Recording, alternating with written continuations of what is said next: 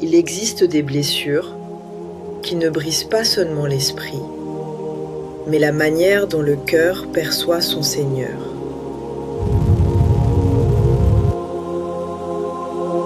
Au début pourtant, tout semblait clair. Après avoir quitté l'obscurité pour la lumière, le cœur avançait encore avec confiance et douceur.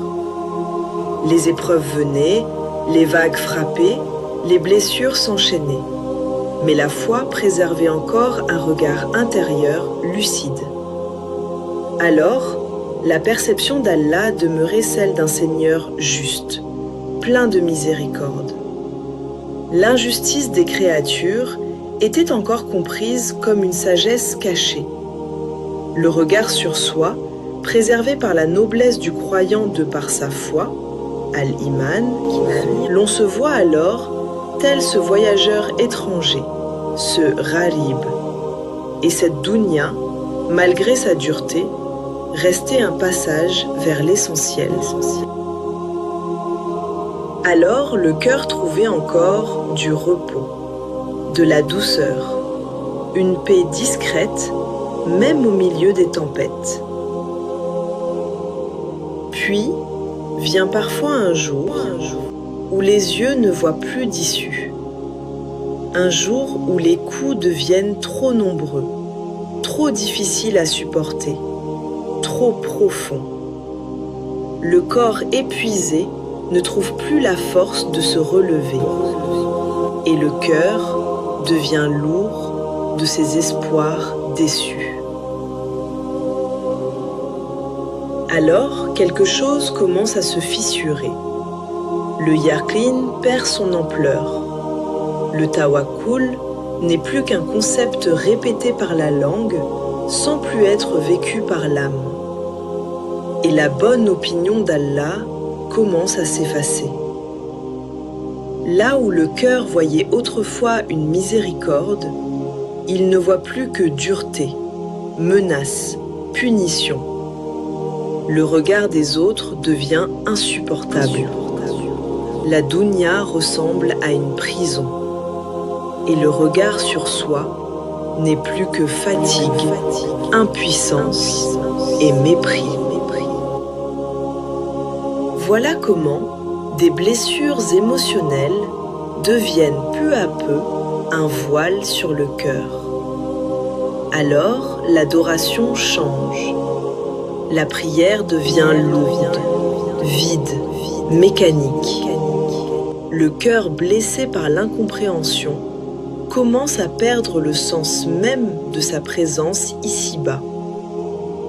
On prie encore, on jeûne encore, on invoque encore, on essaie de faire les causes pour sortir du gouffre, mais là où régnait autrefois le tawakkul, la peur s'est installée. La peur d'être encore déçu, la peur de tomber encore, la peur du rejet, la peur de l'injustice des créatures. Et là où vivait autrefois le yaqin, l'âme commence à s'effacer en silence, convaincue que la douceur, la paix, la sécurité intérieure n'existe plus que pour les autres. Le traumatisme spirituel n'est pas chaque souffrance psychologique, mais lorsqu'il n'est ni compris ni soigné, il peut ouvrir la porte à quelque chose de plus profond. Les schémas de survie, les shakilates dysfonctionnels d'un nafs blessé.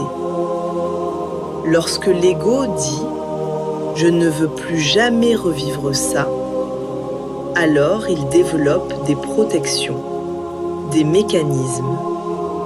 Le contrôle, la dépendance, la manipulation, la ruse, la prédation parfois.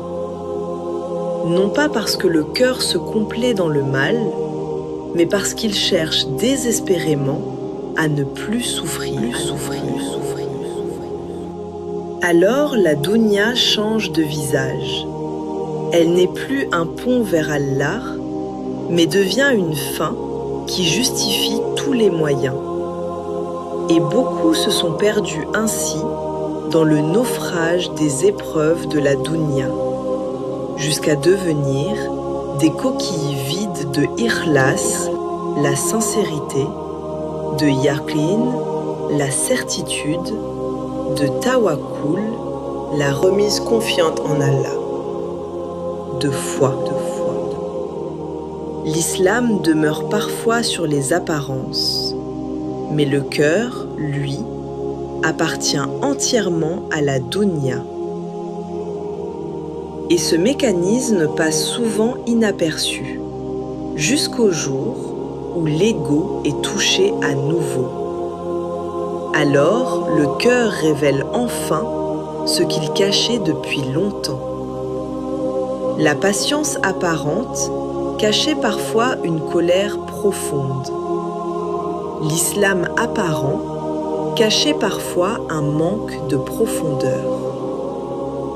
Et soudain, ce cœur de souffrance révèle son véritable langage, la survie.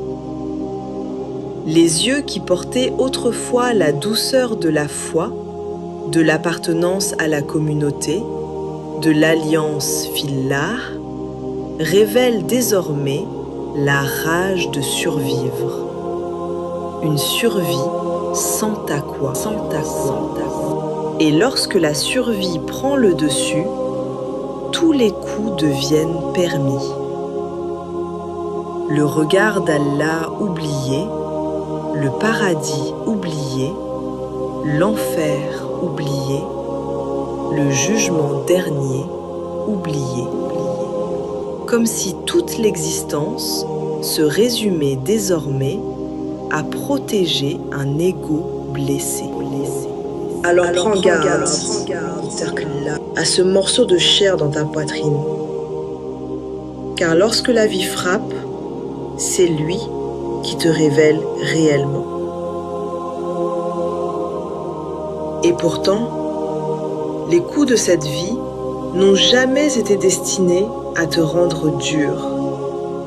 Ils étaient peut-être destinés à te ramener vers Allah avec un cœur plus vrai, plus humble, plus conscient de sa dépendance envers lui. Alors ne laisse pas tes blessures te voler ton Seigneur. Car même après les tempêtes, Allah demeure Ar-Rahman, le tout miséricordieux, dont la douceur précède les naufrages. Ar-Rahim, celui qui enveloppe ton retour même quand il est fragile. Al-Latif, le subtil, qui connaît les chemins cachés de ton cœur et les douleurs que personne ne voit. Al-Jabbar, celui qui répare, qui rassemble les morceaux, qui restaure et redresse ce qui a été brisé. Al-Ghafour, celui qui couvre, qui efface, qui ne te renvoie jamais l'image de tes fautes. Alors ne laisse pas la blessure t'éloigner de celui qui peut pleinement la guérir. Reviens, même lentement, même timidement, même avec des cicatrices. Car Al-Wadoud, le tout affectueux, ne t'a jamais quitté. Il t'attendait simplement.